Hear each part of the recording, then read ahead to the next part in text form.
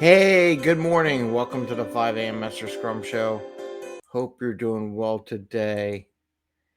Wow. Weekend software bad. Just drew me down, just depressed me all weekend. Oh, going into Monday, what we're gonna do? Well, you know what? It's Monday. It's a fun weekend. I want to talk about customer experience and new user services and my weekend of exploring new software that's out there where I'm like, where the hell was the product owner on this thing? And doesn't anybody use their own code? I've ran it on this before. I don't know, but it's part of your experience as a developer using the software that you put out there. So I want to give a couple examples of that where it's why I'm such a proponent on the software developers and the teams being customers of their own software as much as possible and developing an environment where that can happen. So I'm going to talk about that a little bit. So, do I have a whiteboard? Bubbles, where's the whiteboard? No, I don't have a whiteboard and Bubbles is sleeping. Okay. All right. So it's 5 a.m. Master Scrum Show. I hope you're doing well today. And it is a Monday. And I don't know, it's 983rd episode. So what we talk about here is Scrum and Agile in a very practical, tactical way.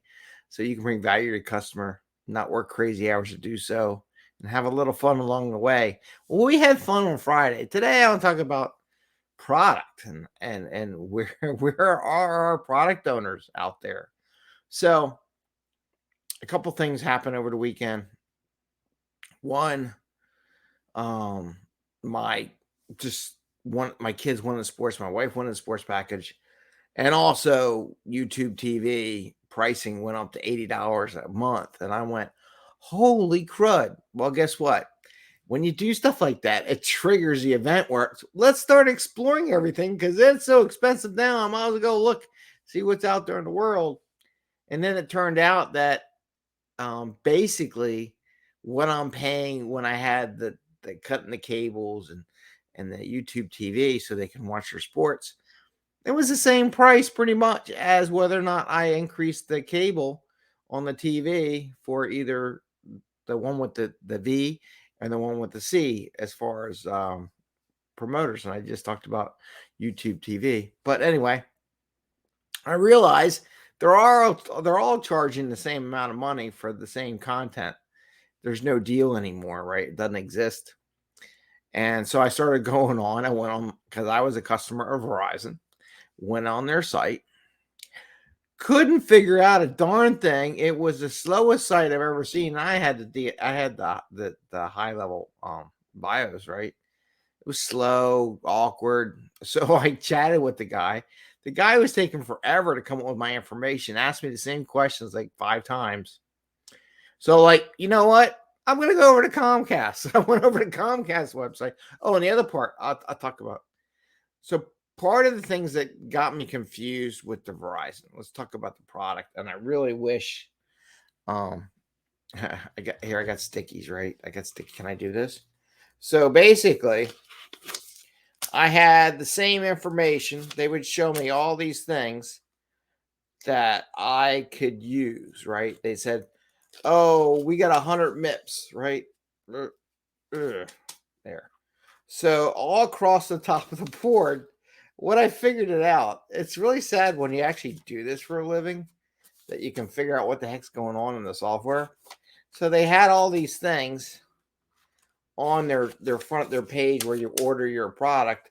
They were all the same thing. They said 100 MIPS. What I figured out was what I was paying for originally was a 25 MIPS system, right? And there was a lot of since then. There was 45, 30, all these different capabilities out there. But what it is, here's the kicker, right? They can't update their site.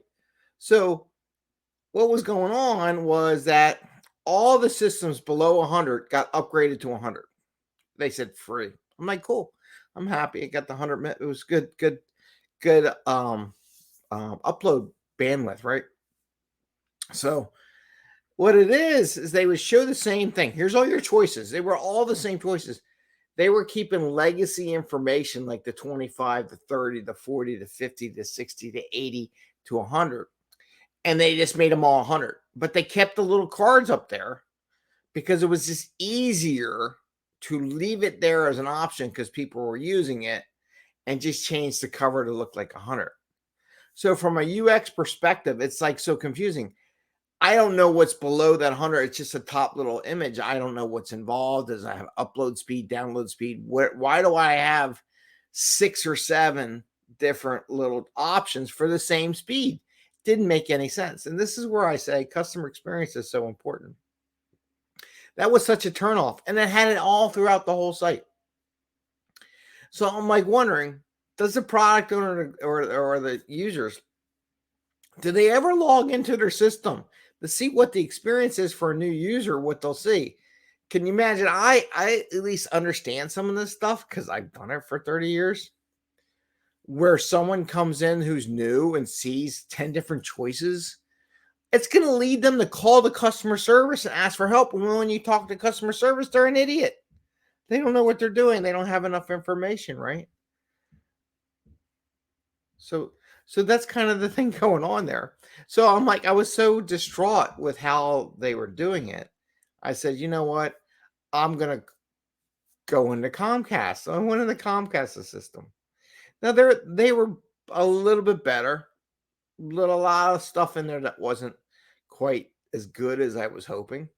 But I could order and get everything I wanted. And the time it took for the guy to find my information, my current plan of Verizon. So I took the leap, jumped over to Comcast and bought it, right? I bought it online. And I've done I used to work for Comcast, by with disclaimer. So I know a lot about the stuff. I know about streaming because actually that was my project that I worked on with the teams that originally got the streaming out there. So I'm in there. So comes the day of install. So on the day of install, I get a call. It says, oh, we're going to be late, classic Comcast, right? We're going to be late. Well, what does late mean? Does late mean a half hour? Does it mean an hour? Later in the day? Should I reschedule? What is I'm going to be late mean? I don't know what that translates to. So I called the guy. The guy's like, well, sometime today. Well, I got stuff to do. I can't stay here. And I ended up staying longer because it took longer because the guy was like an hour late coming in, but that's okay. I understood that and rather get it set up. But like the translation from the customer service, customer experience. And this is where I think user experience is such a weak thing. I should email one of those guys that really does a lot of that pool. I'm going to email them and say, you're using the wrong word. It should be customer experience, not user experience, because user experience sucks. It just demeans the customer. So I get the guy on the phone. I said, what does that mean? Well, I'll give you $20 credit. I'm like, okay, fine. Give me $20 credit. And then I get it in. I go, where's the little puck, right? They got a little repeater puck that can repeat the signal to amplify it through my house. My house is old. My house is a row house in South Philly. It's made of brick. I had the greatest knowledge. The guy who was installing said I was the best customer ever because of all the late and helping him out and do stuff. And I'm going to tell you some of the decisions I made, which I'm so happy I made. So I have 2 lines coming in. But anyway, so I said, where's the puck? He's like, because the guy's like, well, they'll mail it to, well, you don't need a puck. You got the height. I said, look.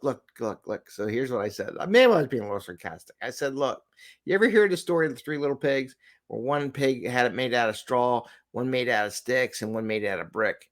Well, my house is made out of brick, not sticks.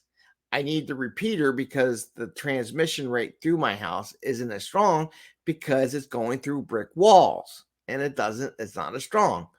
And he wasn't listening. I think he said he'd give it to me free. So I have to find out. So now I have to follow up to get the little repeater pod to repeat the signal because it's part of my deal that I purposely bought that because in the picture it had the little repeater. If needed, you get it. So I paid a little bit extra just to get the repeater and the bandwidth. So now I got to follow it with another thing. So this is all about customer experience and how you display something and it's not there, and how we're doing stuff with our first time customers, because I like playing the role of first time customer. I would do this to my teams all the time, where my teams would have all these permissions with their code, and I go, don't give me any permissions. I don't want any permissions. I want to be a regular user. I want to come in fresh and clean with absolutely no permissions, and I want to see how your software operates. And they all look at me like I'm nuts. And I do this on purpose because I want to see what it looks like. Because what happens, a lot of these developers and testers, they get lazy because they have all the permissions. So, of course, everything works, right? It's when you don't have all the permissions that stuff starts breaking. And people don't understand that. I've been doing this long enough. So that's one part of the story. So I need the repeater. So now I got to go online and go get it. Now, the other part of the story, which is an experiment on this, and this is going to be a short rant, but I want to talk about customer experience. So, so we're doing live broadcasting, right? And I thought I was buying, I'm like, cool, I'm buying 400 times the speed that I was getting with Verizon. I said, this is awesome. This will be great. Well, you got to test your systems, because what they write and what's true is two different things.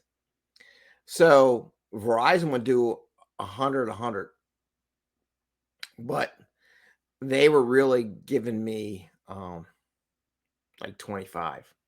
It was really, it was weak, but they had an upload speed of 100. So I tested the system. So upload speed on Verizon was awesome. I mean, it's freaking amazingly good for their system.